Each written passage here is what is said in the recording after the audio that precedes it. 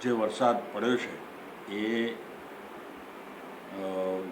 જૂન મહિનાની અંદર ધારવા કરતાં વધુ વરસાદ પડવાના કારણે ગુજરાતની અંદર નાના મોટા રસ્તાઓ પુલોને થોડુંક નુકસાન થયું છે.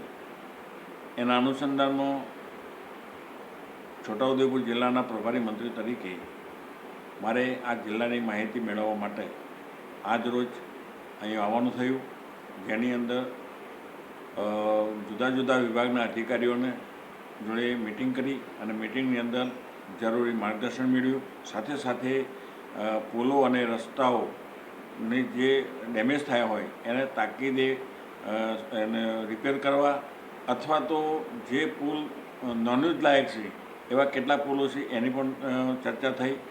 તો અધિકારીઓ તરફથી જાણવા મળ્યું કે પેચવર્ક જે છે એ લગભગ અમે પૂરું કરી દીધું, મેટલ વર્ક, અને ડામરનો આવો ઉગાડ નીકળ્યો છે તો એ પણ અમે થોડા દિવસમાં એ કામો પૂરો કરીશું. સાથે સાથે પુલોની પણ સ્થિતિ સારી છે, કંઈ ખાસ જોખમકારક પુલો નથી એવું પણ અધિકારીઓ પાસેથી જાણવા મળ્યું છે. એટલે એકંદરે જિલ્લાની અંદર આ વરસાદના કારણે મોટું કંઈ નુકસાન જાણવા મળ્યું નથી.